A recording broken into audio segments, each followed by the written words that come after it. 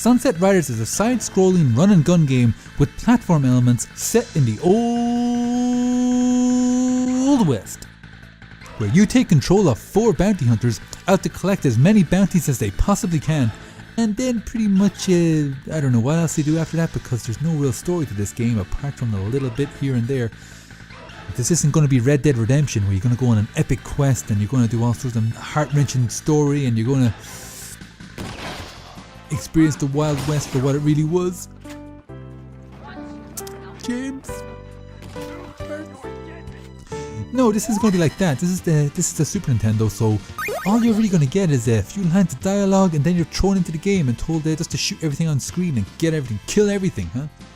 Super Nintendo, that was their slogan I think back in the day. The Super Nintendo. Kill everything on the screen. Have fun. Brought to you by Nintendo. A little bit of history on this game. Sunset Riders was developed and published by Konami in 1991 as an arcade game that was later ported to the Sega Mega Drive in 1992 and the Super Nintendo in 1993.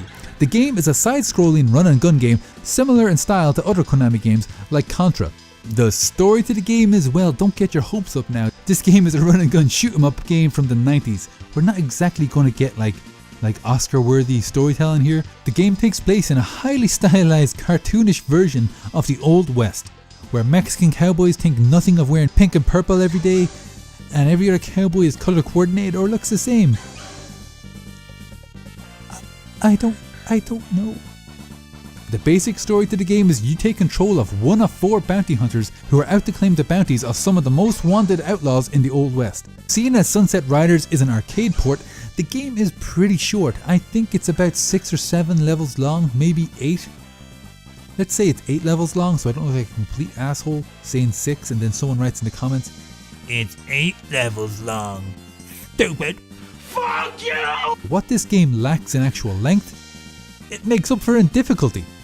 So we'll not have any penis jokes in this review. Thank you very much, everyone. Most levels in the game do consist of 2 different planes that the player must take full advantage of if they are going to progress through the level, as favouring one over the other is going to end up getting your little cowboy there killed. And then who's going to laugh then, huh? No one. Not even John Wayne will be laughing. You get to choose between one of 4 color coordinated bounty hunters because, I don't know, maybe they thought that made them cooler. I don't know why they're all color coordinated like that, but who am I to judge, huh? I'm only the guy reviewing the game. Steve, Billy, Bob, and everyone's favourite purple-wearing Mexican, Cormano.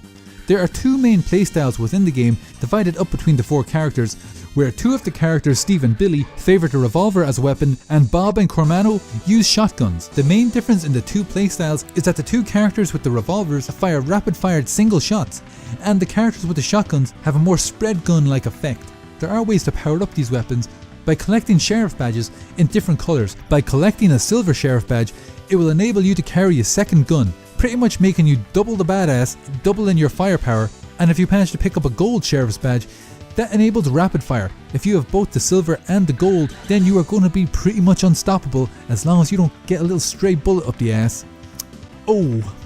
The controls to the game are pretty simple. You're jumping, shooting and running, and you can occasionally do a sliding maneuver that does help you out of a good few binds within the game, as you will have to use this a lot, especially during some of the later boss battles, as this game has an extremely hard difficulty curve that will hit you around level 2 or 3 I think it is. I'm not going to sugarcoat this. I'm not your dad. This game is hard, and if you're going to play it, you're going to die. You're going to die a load, and you're going to see a little Mexican wearing pink and purple, or purple and pink, I can't remember what the hell his colours are. You're going to see him die every few minutes, and if you're okay with that, then that's fine by me, so shut up.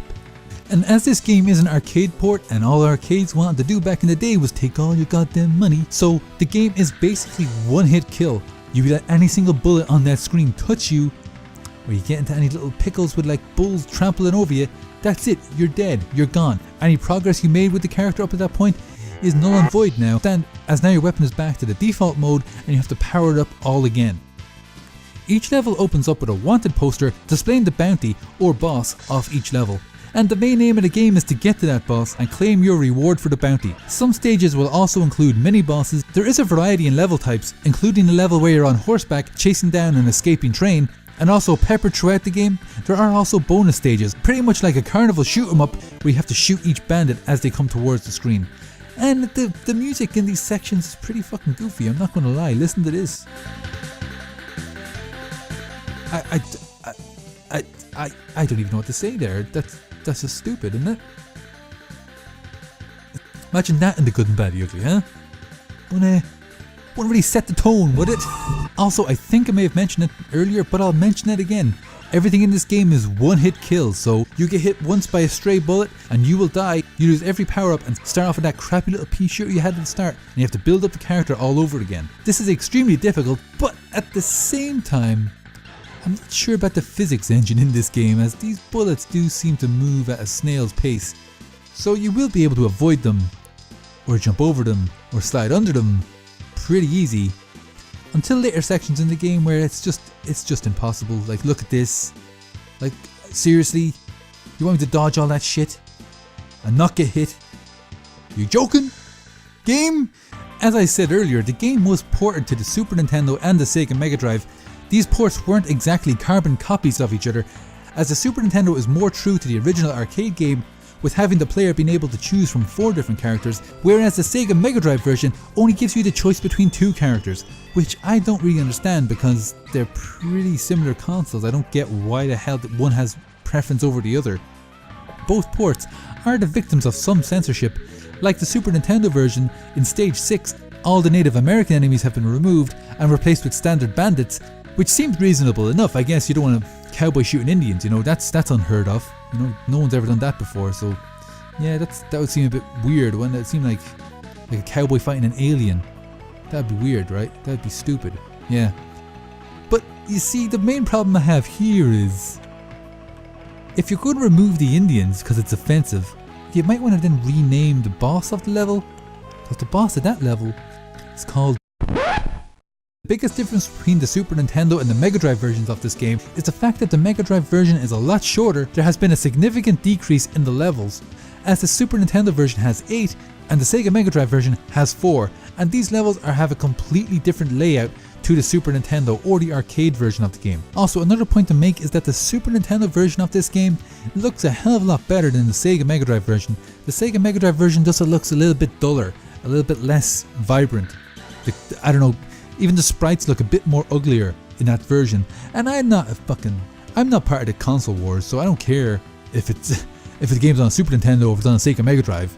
I love both, but honestly, look at these 2 games. The Super Nintendo version looks a hell of a lot better than that Sega Mega Drive version. Look at that Sega Mega Drive version over there. Look, it looks like an asshole. Yeah, boo, Sega. Fuck you. These differences in both ports doesn't necessarily mean that one is better than the other. All it really means is that you have one true arcade port, and then you have like a side mission that you may not want to explore or experience, but it's there if you want it. It's not offensive, they're not taking the characters and doing stupid shit with them. So after all that, I would give Sunset Riders a 4 out of 5 pink Mexican cowboys. What? I said that wrong. Idiot.